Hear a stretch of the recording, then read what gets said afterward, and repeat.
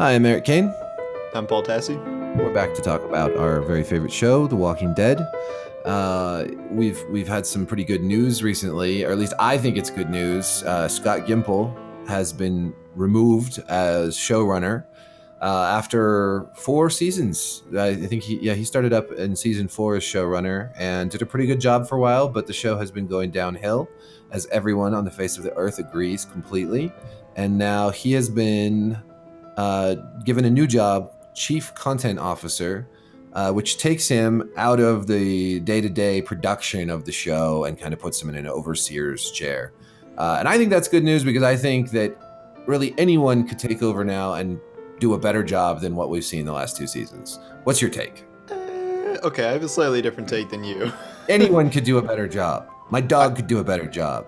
I'm not saying that. I just don't think that this is maybe as much of a solution as you think. So Angela Kang is taking over, which is cool. I'm very curious to see what she does with it. But I feel like this is kind of almost worse if they're giving Gimple more responsibilities, and if they put him in this kind of overseer role for the entire kind of trajectory of the Walking Dead brand, I do think he'll still be able to kind of dictate major plot points. Like I've heard more talk about integrating Fear the Walking Dead and The Walking Dead more, and like possibly new spin-offs, and kind of building this essentially Marvel, like he's supposed to be like the Kevin Feige of the Marvel Cinematic Universe, but with The Walking Dead.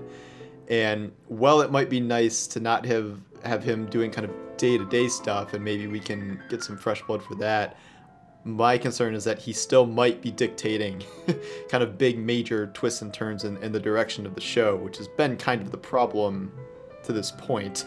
So I don't know if this is a fix or not. I guess time will tell.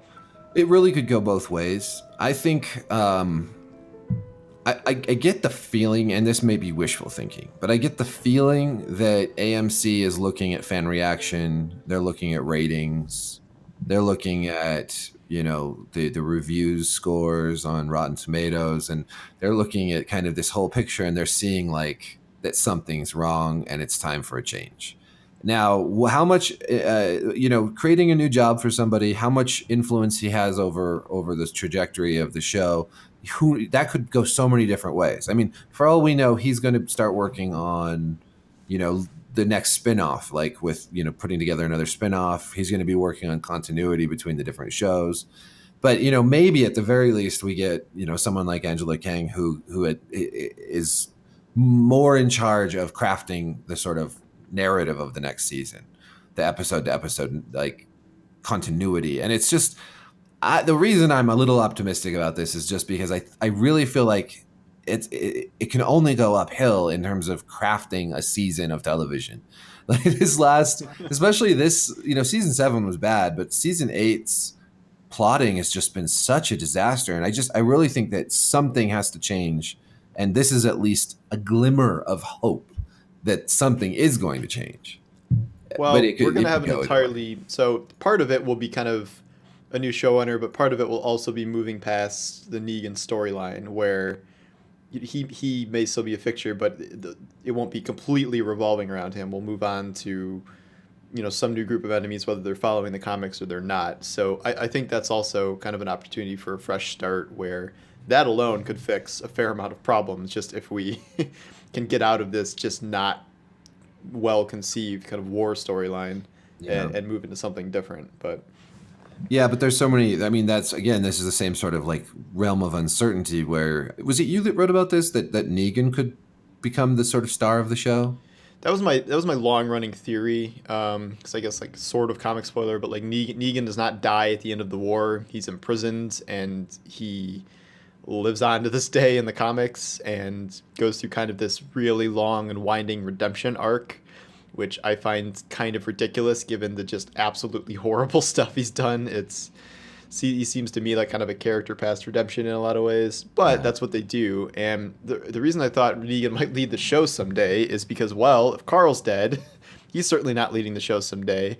And there has been this long running, kind of commonly accepted notion that Rick is going to die someday. Like Robert Kirkman is more or less said that openly. It hasn't happened yet in the comic or anything, so no spoilers there. But between that and then Andrew Lincoln pretty much saying like, yes, I would like to have a worthy conclusion to my arc at some point. Like it might not be for another 2 or 3 years, but it is coming. And if AMC really wants to make this, the Marvel Cinematic Universe and have The Walking Dead in some form live on for 20 seasons, yeah, like I would not say it's out of the realm of possibility to have a Negan-led Walking Dead someday, as crazy as it sounds. And Sounds clearly it awful. should be a Carol-led Walking Dead, but well, I don't know if they're Yeah. gonna go that direction. I could see them taking it like a Maggie-led Walking Dead, but I'm not thrilled by that because I just feel like Maggie is so overacted. I would say either Michonne or Carol would be good Yeah, leads. I would enjoy either Or one of bring them. Shane back from the dead. Get John That's not going to Bernthal in happen. there. I don't think he would touch that with a 10-foot pole. Yeah. He's been far too successful leaving The Walking Dead than being on The Walking Dead. Yeah, exactly. Yeah, I mean, they could also bring in another young actor to sort of take on the role of Carl. But That's what they've done to date is when they kind of deviate from the comic and like kill off someone they're not supposed to or something, like they usually bring in someone to fill that role. Like for Enid, example, yeah, Enid. Yeah, Enid is Sophia in the comics who didn't yeah, die and kind of grew up with Carl. Um, and then Andrea, who was killed off way early on the show, was kind of replaced with a combination of, well, Michonne because she's Rick's romantic partner, but also Carol to a certain extent, I'd say. yeah. So they keep doing this. So it would be hard to imagine there not being some sort of Carl stand-in. I really hope it's not Enid who doesn't take on that role also. You But know who it's going to be? It's going to be Nick from Fear. He's going to cross over. Morgan's going to stay back there. Nick's going to come over to this group. He's going to slowly take over, become the head of the group, and then I don't know. it's not the Actually, worst idea I've Nick would ever be pretty heard. good for that. I'd pick I'd pick Alicia over Nick, but Well, sure. They're both better actors than Chandler is. So they're actually Alicia Denham Carey and Frank Delane are both better actors than most of the actors on The Walking Dead. it's So that's why it's so weird to view the shows together. Is because I think these overall the acting caliber is way higher in Fear. And the only one who's somewhat similar is maybe Madison. What's yeah, her face? yeah. She seems like a Walking Dead character. What is her name again? Oh well, uh, I can't. She's from Justify. Kim Dickens. Kim Kim Dickens. Dickens. That's right. Yeah, she's not great. Yeah, Yeah, she's just she's I'm okay. I like her a little more than you, whatever. but Yeah, I know. She bugs me, and I think it's how she's written also. But yeah, I really love the rest of the actors on that show. Ruben Blades and just everybody on that show is really top notch. I still think they shouldn't have killed off Troy. Man, he was no, great. yeah, he was great. Like, What a mistake. but the They thing should, is like as much as I wish they hadn't killed off Troy, that was a death that made sense. it was Unlike absolutely. unlike Walking Dead deaths, which are just done for shock value, like he had screwed them over so many times, And he'd and gotten a when lot of Madison chances. realized that he had caused like all this disaster, and she just murdered him, like that was the correct thing to do. Yeah, no, So I can it was good. respect that as much as I miss Troy, but I mean my theory, and I've had this for a long time now, is that we are almost with this new Scott Gimple move, especially with this idea that there's these overseeing the grand Walking Dead universe. We are moving toward at least these two shows merging together or crossing over in a meaningful capacity. And we might even see the introduction of a third show. But I think Morgan is the first step of that. Like that was a really random kind of character to throw on the show. But I do believe the ultimate purpose of that is a bunch of stuff will happen in Texas or wherever, and then we're going to be like, oh, well, there's this community that I came from that's a bit less crazy than this one. I So hope it maybe we happens should just head. like that too. Yeah. Hey, by the way, guys, let me tell you about the DC area. Hmm. We're gonna go But to Alexandria. yeah, that's where I think things are going, and it might take Yeah. a couple years to get there, and we might see another spin-off show or whatever, but ultimately I imagine that's where we're heading. I don't know if we're going to realize my ultimate dream of the Fear the Walking Dead cast showing up as the new villains for the Walking Dead cast, but maybe. I'd like it if Madison was the villain, but like her kids finally just broke off, and joined the good guys because Madison is just too bad.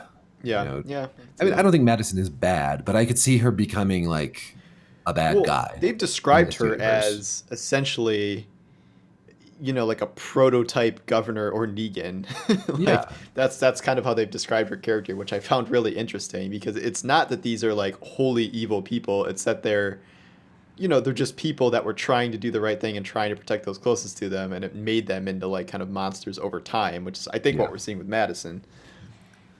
Well, I hope so. I think that would be a great arc, and I'm almost worried that it's not going to happen just because these shows aren't known for great arcs. Like they don't Accurate. really the characters just go in loops rather than arcs. Like, and then they Uh oh, replace each Rick's other's grieving a loop. loss again. Oh God. Yeah, he's going to start seeing hallucinations I of cannot. Carl, I and can't handle what's gonna happen to Rick now. oh At my least in God, I these next eight know. episodes. The only saving grace was if we maybe do get a time jump after this ends, and then maybe he'll be a little less sad. But like, man, I cannot handle like mopey, angry Rick for the next 8 episodes after Carl's death. Like that is one of the I worst know. things about Carl's death is that it's gonna create that situation. Yeah, it's just bringing back flashbacks of like mopey, sad, hallucinatory Rick from the prison. That was enough of that. See, that's the problem with this. Like, we need the characters to grow and change, but we don't need them to go in constant loops.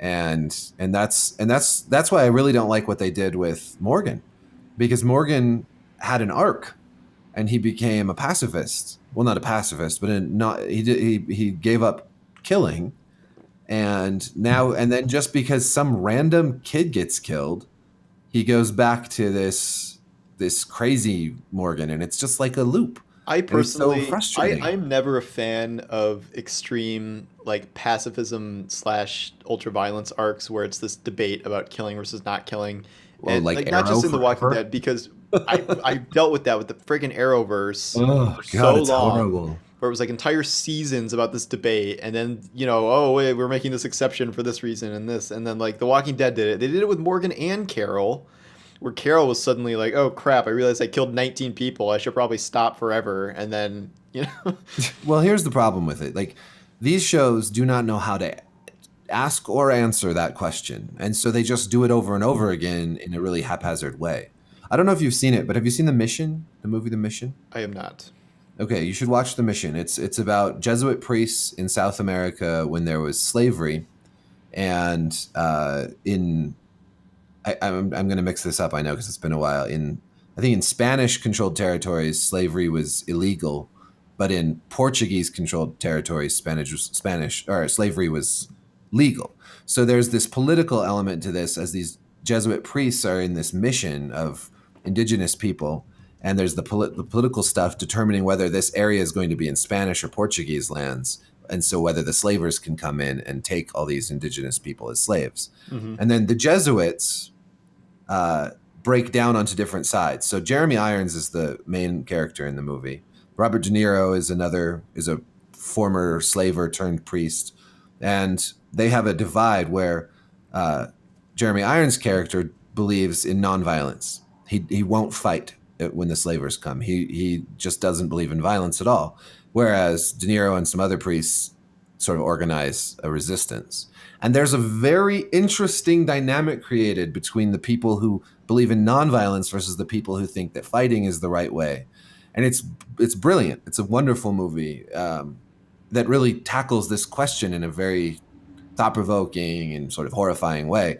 But but when you see it done in such an amateurish way in Walking Dead or the Arrowverse, it's just frustrating and annoying because you know it's been done better somewhere else. It's You just so know? black and white when they do it. It's like Yeah. And either the stakes you are don't kill crap. anyone for any reason at any time, or it's like, oh, you have to be the Punisher. Like there's no there's no real Yeah. in between for it. Like it's even spread to Daredevil. I remember watching Daredevil, and he's literally debating the morality of killing ninja assassins that are like coming to murder him. I'm like, Oh is my this God. really the time for Yeah, this? I Like didn't I didn't it's watch just all of that, goofy. but And I think there are like I do think there are interesting moral questions buried in this plot line that are just not really being explored. yeah. Where some stuff about Negan, I think they've pushed too far, like his harem of wives and like shoving people in the furnace and stuff. But like fundamentally, his governing philosophy is interesting, where he's trying to just build a society rather than just kind of like pave over every new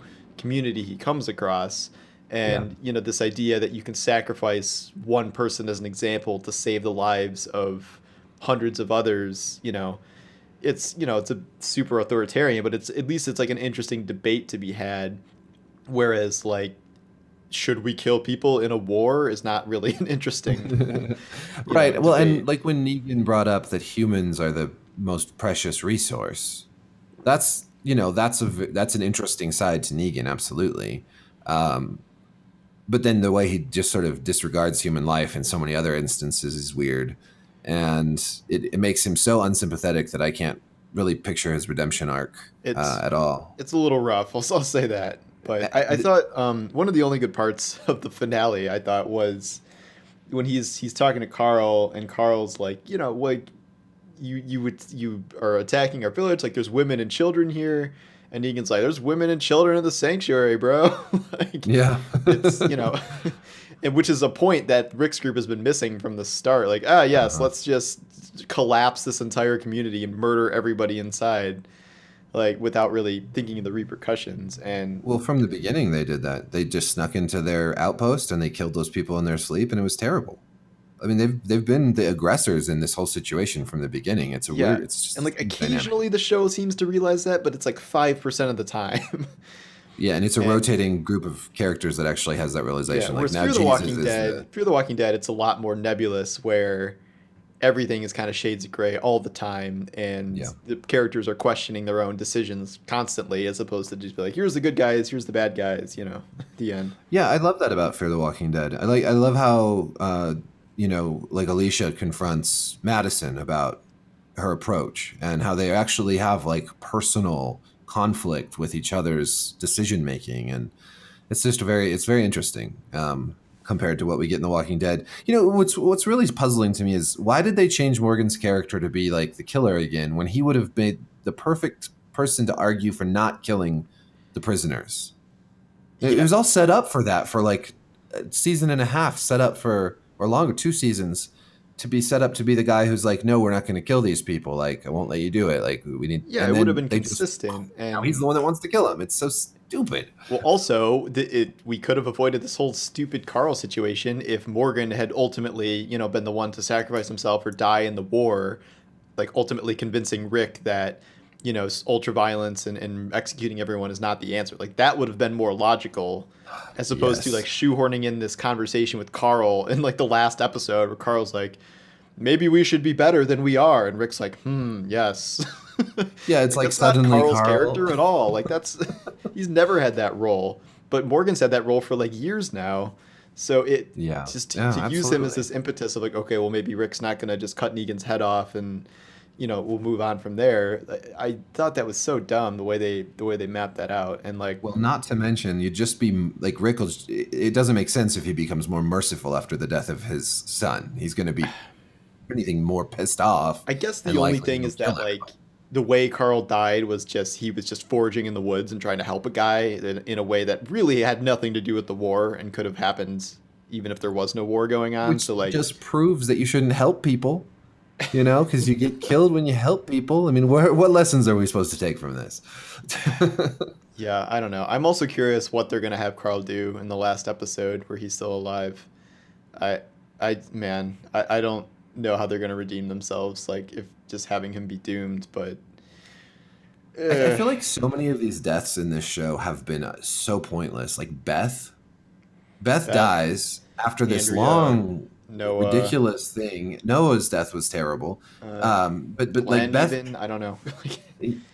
Well, yeah, Glenn's death. I mean, there's so few of these deaths really serve a purpose or are actually interesting in there. I mean, well, and I think part of that is because there's no real fallout from these deaths. Uh, like Beth dying, and then it's like Maggie forgot about it the next episode. Basically, that was weird. I forget they were even related, and it's Yeah, just the Walking Dead is like I wrote about this recently. The Walking Dead is like literally just addicted to killing people, and yeah, it thinks it needs that to survive because like, oh, we're the show, we want to be, like Game of Thrones, like we're the show where no one is safe, like not even this character who's been with the show for 8 years that should yeah. have a bright future in the source material, like haha, gotcha. And there was a recent interview with Kirkman, not Gimple, who was like literally like, yeah, he's like, I saw the reaction to that, and he's like, I understand it. Like people are sad and angry. He's like, that's what character deaths are supposed to do, and like so we it did its job, and it's like, no, you dumbass, like you're totally missing the point. Like that's people weren't sad because like the character was like no longer with the show. Like they're sad about why it happened and how it went down, and like Mhm. even with off camera drama about like the actor essentially being fired and like totally screwed over. Like that's why people were upset, and just because it was nonsense. Like not because you could kill every major character in some shocking finale, but it still wouldn't like, and people would feel things, but it still wouldn't make it a good idea. Right. And if he thinks that, and if Gimple thinks that, and if Gimple's like writing team thinks that, then we're gonna be stuck in this forever with all these like stupid deaths and all these characters we just can't get attached to. Like Rick's already probably has an expiration date on him, so I mean, who's even Well, there's not left many to left. latch Yeah. onto? There's That's nobody. You the don't want to get that's the attached to silver anyone. lining. The silver lining is that there's not that many characters we actually care about anymore. So they can kill off whoever they like, and at this point it's hard to really care. You know, like you know, But I want to care. That's the thing. It's like I yeah, I do too. when deaths are like fully realized and they make sense in the context of what's going on, they have an impact. Like Game of Thrones does this well and not well. So it did it well with Game of Thrones spoilers here. Ned Stark's death, where Yes. that was shocking, but it also served an important purpose and created the entire story. Like the entire Right. story of Game of Thrones is based around Ned Stark's death. And something like the Red Wedding was also shocking, and it killed off some favorite characters, but it was also in service of these huge, massive plot points. Like not just because we like Robb Stark and Catelyn and we're sad. Like that's not Right. why these deaths happen. Like they're significant, but like They're pivotal. you can't say that about the Walking Dead's deaths. Like you can't really say Andrea's death actually changed anything, or even like Glenn and Abraham's execution. Like that's supposed to be kind of the most significant death in history, but it I don't know if that was even like a jumping off point that it was supposed to be, because the war had already started. They'd already killed like 12 of Right. Negan's guys at that point. So it was just kind of Well, I mean, excessive. the reason that something like Ned Stark's death matters is because the story is going on one trajectory. Because Ned Stark is not just a main character, but he's a character that has power over the situation. He is a powerful man who is suddenly killed, and his entire power base is shattered. And so then the powerless people that are around him, like his children, are suddenly without their protector, and so their stories are shifted into high gear.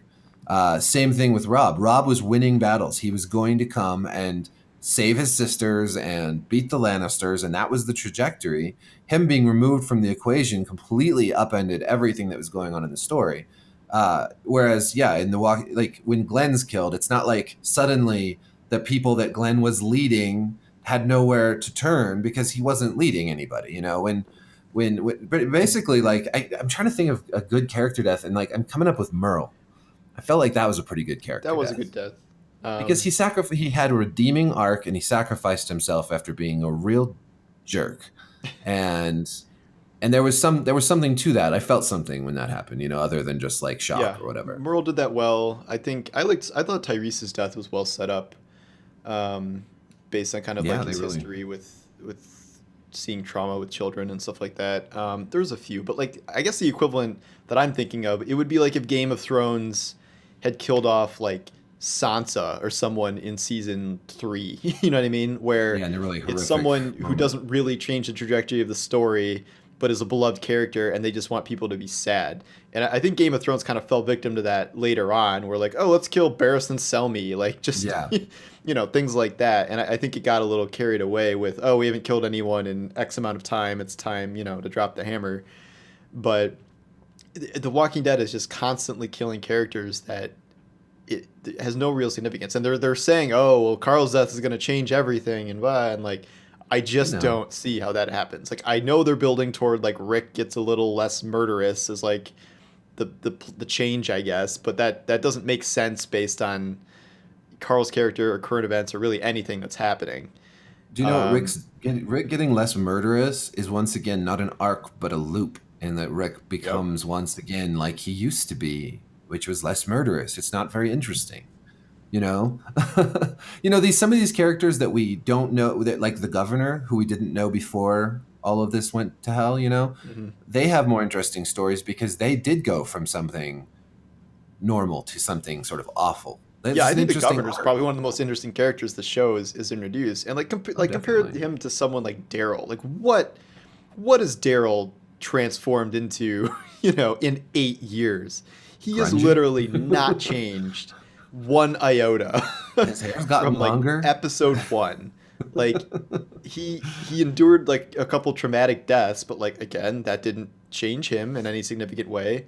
And like he was captured and humiliated by Negan, which changed him for maybe one episode before he escaped and killed a bunch of people, and then is back to being normal Daryl again. Well, it's because And Daryl is the ultimate masculine power fantasy, or male power fantasy or whatever. Like people, yeah, I think overuse that term, but that's true that for Daryl. very much applies to Daryl. He's the video game character that has no story. He's practically a silent protagonist. I would He's just say, a dude on the motorcycle that blows shit up. but I would also say the show's best characters are people that have endured big changes and kind of stuck with them for the most part. Like I would say Michonne really kind of had a cool transformation where she was this total lone wolf, like just kind of almost insane, like based on her time in Mhm. the woods and carrying around the zombies. And then like she finally kind of came back to reality and became a part of the group and became kind of a core member. And she has not really reverted back to that in any meaningful capacity. Like Not yet. yeah, exactly. And like Carol's another character where she is probably the most dramatic transformation from kind of abused housewife to the most supreme badass of the show. And like lately they did some stupid stuff with her where she did the whole pacifism arc too. But before that, she was an example of a character that had really kind of changed in an Yeah. interesting way to the point where even Robert Kirkman was like, no, we can't kill Carol. Like she's come too far. But the problem was I Well, think Carl fit that description too. And I've never been like the biggest Carl person. Like he was like a meme, back when he was always outside of the house and lost and doing things in the Carol. woods. But I thought in recent years they'd really kind of developed him into a cool character, like minus his goofy haircut. But Yeah. so that's why it was a bummer to see a character that had really come a long way and kind of changed in a lot of good ways and became the leader he kind of needed to be. And then they just killed him, which is 8 years of investment in a character just gone. I think that's a big point right there. 8 years of investment. I think that what people that making these shows forget is that we're watching them not just for this zombie world, but for the journey we go on with these characters. And if you kill off too many of these characters, we start, you know, not caring about the world and the journey. And that's when we've lost Glenn and we've lost Carl and we've lost so many people now that losing anybody else, losing Carl now is a big deal because we haven't had these characters replaced with a whole lot of other characters that we care about. And I think that this just running a show for a really long time is difficult. If you see a really, the best example I can come of a good character arc is Breaking Bad, right? Walter White. He goes from being the timid teacher to becoming like the ultimate like drug czar, badass, immoral, evil dude. It's a great character arc, and it's really great because you can see all of his arrogance and recklessness very early on if you rewatch it. But they end it before before it goes on too long. If they tried to make Breaking Bad go 8, 9, 10 seasons, they would have really run into some problems because at a certain point it's hard to run a character arc that long. So your options are starting to kill these characters or sending them through these sort of infinity loops where they just never grow.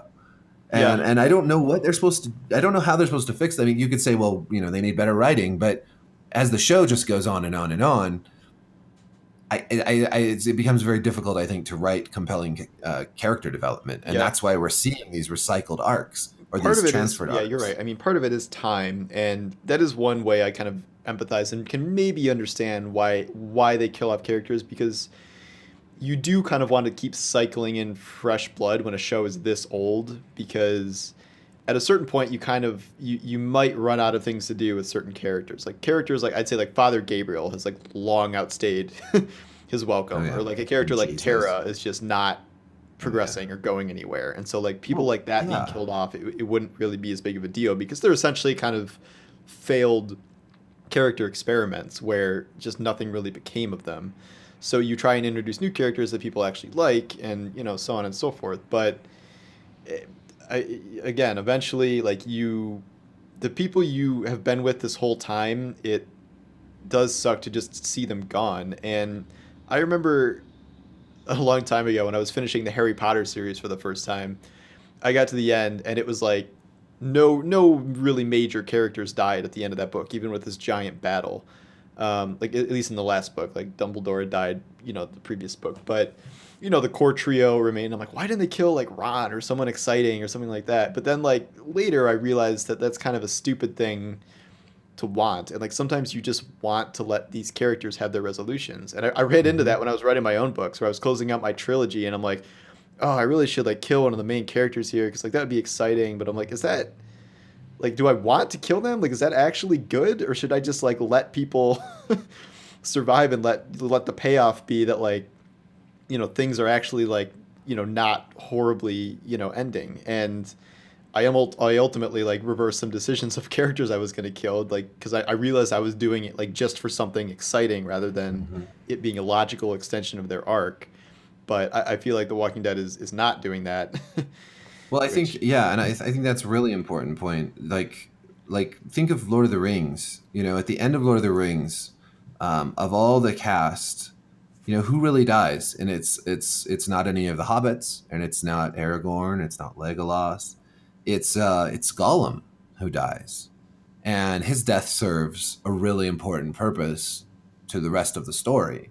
And what that achieves, I think, for characters like Frodo, is that their stories are able to come to a conclusion.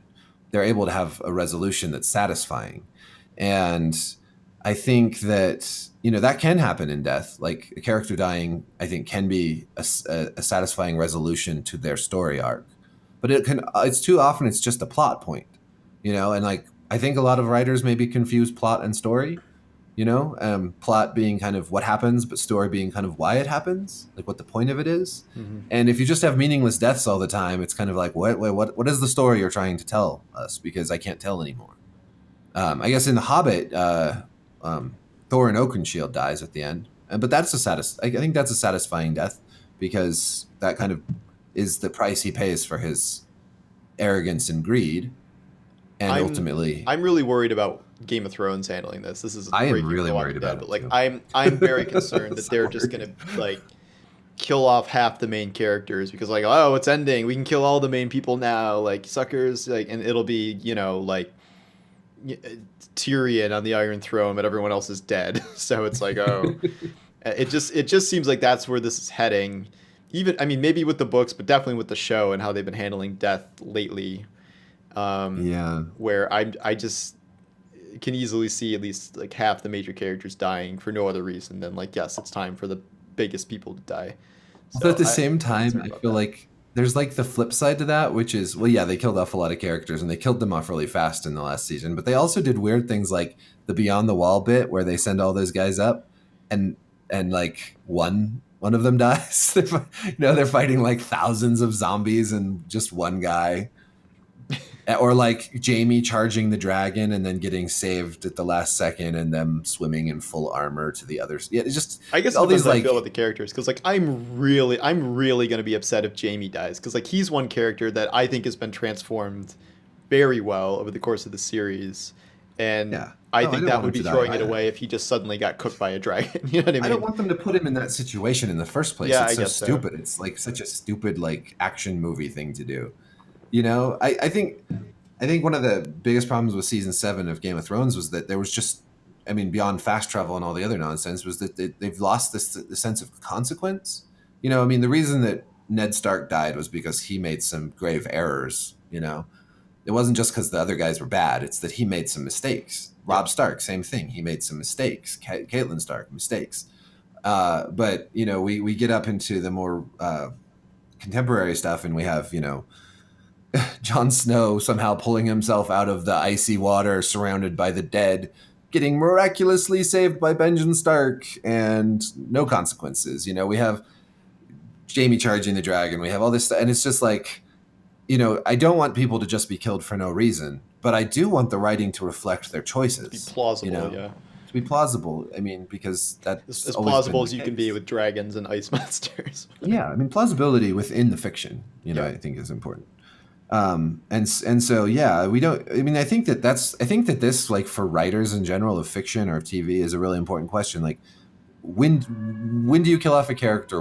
What makes that a satisfying point in your story, and or when is it just gratuitous shock value? Well, moving back to The Walking Dead, like the main difference right now, at least between Game of Thrones and The Walking Dead, is that Game of Thrones has an end game. There are like 6 episodes left. So like if characters do die, it will be in service of kind of resolving plot points and setting up a finale. Where The Walking Dead, we have no idea if The Walking Dead's going to last 1 more year or like 12 more years. Like Yeah, the source material is at least 4 or 5 more years by itself right now, but even that doesn't even seem to have a real end game in sight.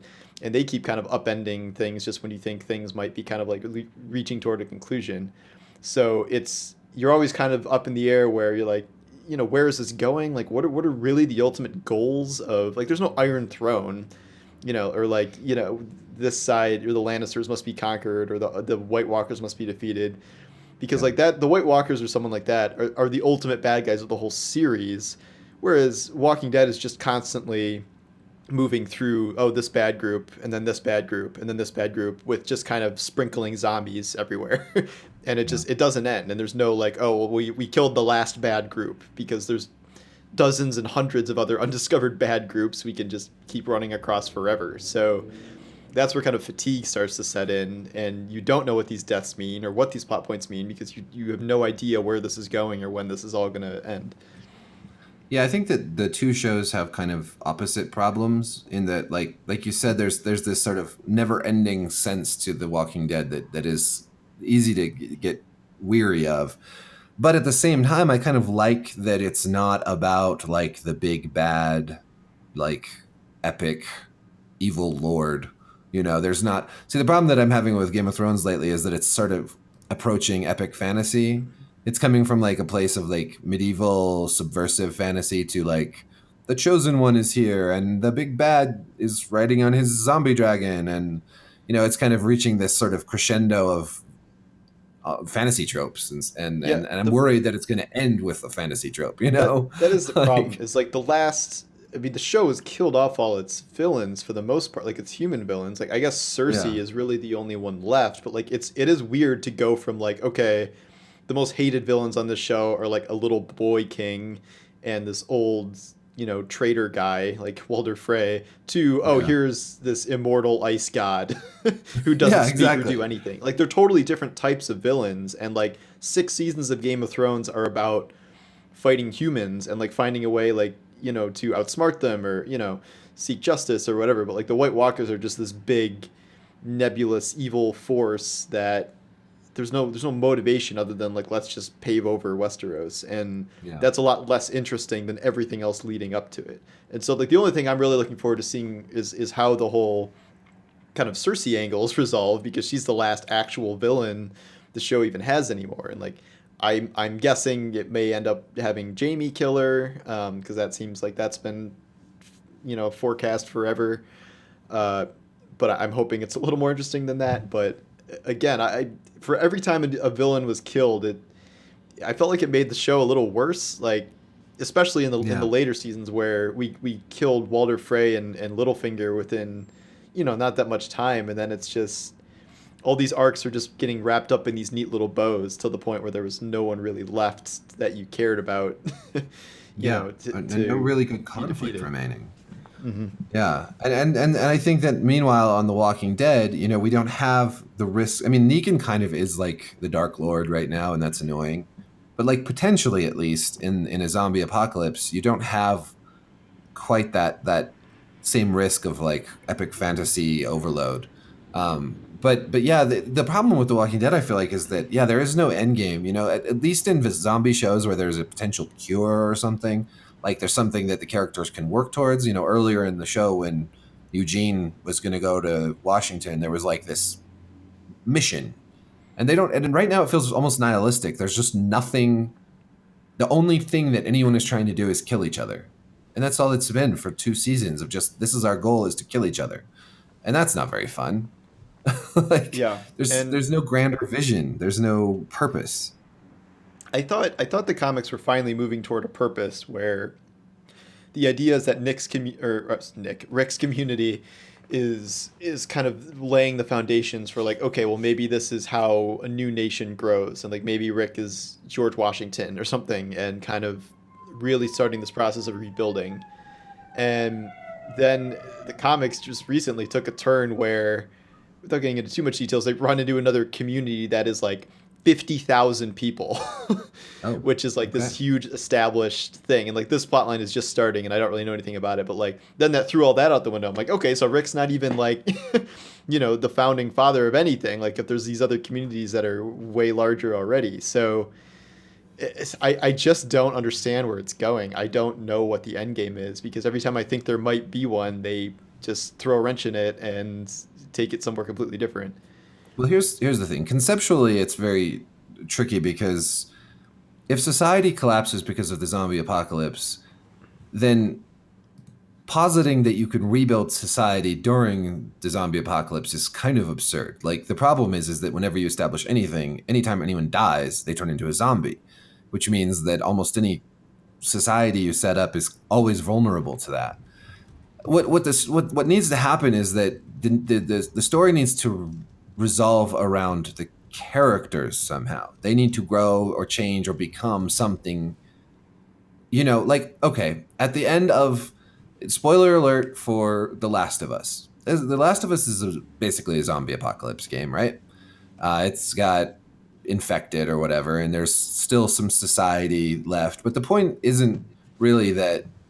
The point of the story is not to find a cure, even though that's what some of the characters are trying to do. And the point of the story isn't to like rebuild society, even though that's what some of the characters are trying to do. The point of the story is that Joel and Ellie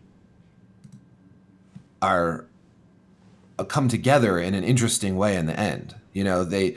Joel makes an interesting choice about saving her rather than letting her be sacrificed for the greater good, and then he lies to her about what happened, and that is the conclusion of the story, and it's so satisfying and interesting, even though the world itself is unresolved. The zombie apocalypse is still in full swing. They have not rebuilt society. Joel hasn't even become necessarily a better person, but that story about those two as a sort of father and adoptive daughter or whatever is resolved in an interesting way. And that's what The Walking Dead needs to figure out. They need to resolve their characters, and instead they're just killing them off. You Well, know? that's resolution. They're dead. Yeah, I mean, but it Problem sucks. solved. Like it just. And speaking of The Last of Us, the beautiful resolution of the first game makes me very trepidatious about the second, because it's like a great standalone story. Like it's just such a good story. It's one of my Yeah. favorite video game stories. It ends in one of the most powerful and interesting ways of any video game, and I almost hate that they're making a new one. I do and I don't Uh, because I do want to play it, but I do too. thematically, like, yes, there didn't really need to be another one. You end on such a, like, not everything needs a sequel, man. Mhm. Some things do, but some things don't. I don't know. Yeah. It'll probably be great because they're so talented. I But have to say, my favorite sequel idea that's happening now is God of War 4, where, like, literally Kratos just ran out of Greek gods to kill, and they're like, I don't know, let's find some more gods. Like, we're just yeah, go that's to the pretty funny. Norse Viking realm and just kill all those gods. That's like my favorite idea because like forever that was like, what are they gonna do? They literally killed every figure in Greek mythology, and then they're like, aha, more mythology. Yeah, Kind I of don't get hilarious. that. I wish they just like come up with a new character, like an actual Norse character. Like you play Yeah. as, I don't know. I don't know. You'd have to pick someone other than like Thor or Odin or something, but I'm sure you could come up with something. I'd love to play a game. I'd love to play a Norse game like that where you're playing as Loki and like this you're using kind of different skills than just outright combat and just kind of like Yeah, I don't know. That's getting way off topic, but we are. it's my We're theoretical. running far afield here. Theoretical God of War 5 game is about Loki on our Walking Dead podcast here. So It's a good conversation if it strays from the topic.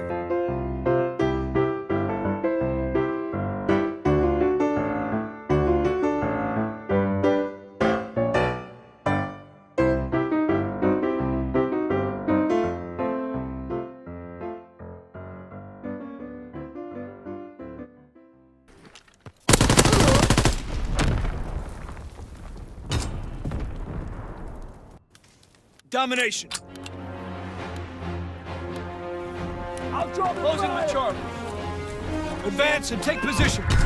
Charlie locked down. Enemy controls Able. Grenades first! Enemy care package observed. Stop there and resupply.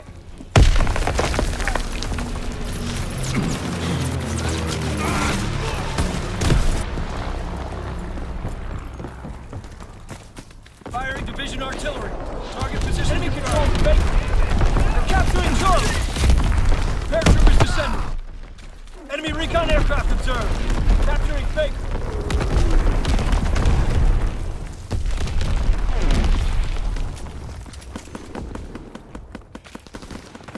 Enemy in the armory!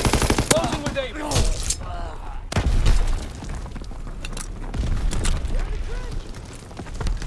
Incoming enemy artillery. Get to cover. Baker is ours. Dug in and Able. They're taking Able. They're taking Baker. Low altitude bomber inbound. Incendiary mission incoming. Get to cover. Securing Charlie.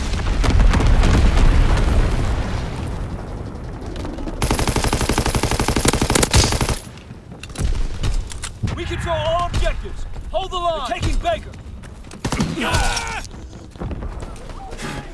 They're capturing Baker.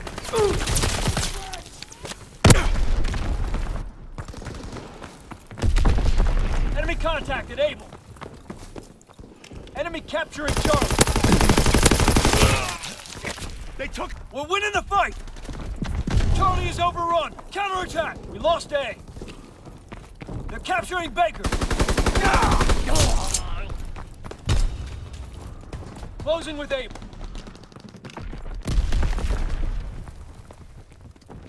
Enemy recon aircraft observed. A captured. They're taking Baker. Enemy paratroopers surrounding us. They're capturing Baker.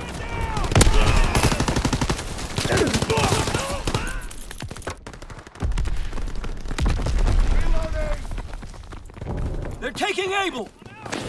They're capturing Baker. Enemy capturing Able.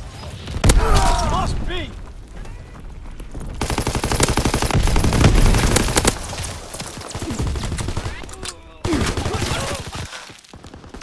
Taking Able. Fire! We can't keep this up.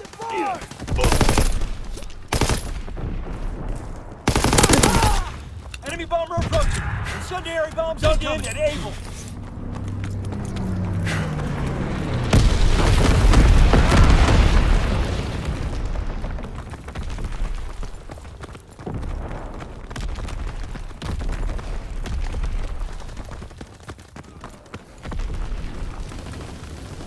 Closing with Baker. They're capturing Able.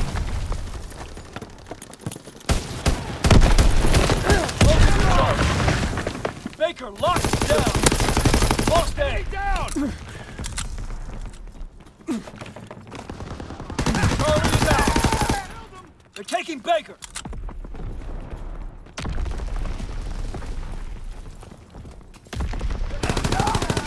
Taking Baker.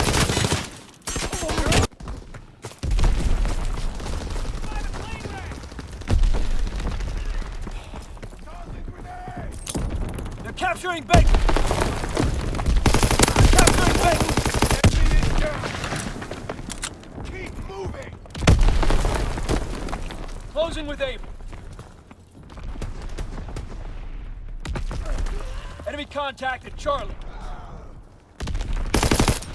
Charlie is overrun.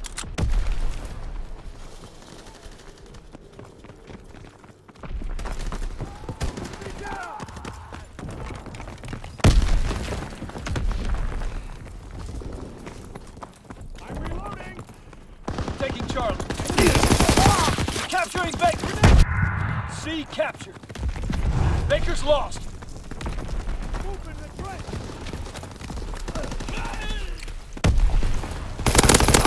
Closing with Able.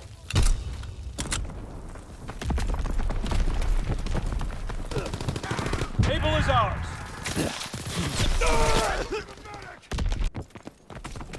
They're capturing Able. Fire! Able is overrun.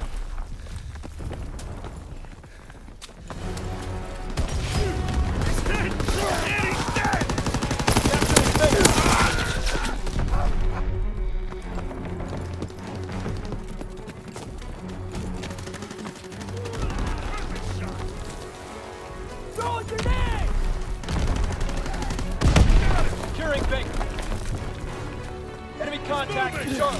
Reload Baker. Pixelman flank us. Enemy bomb incoming. Get to cover. Charlie is overrun. Pull back. Prepare to counterattack.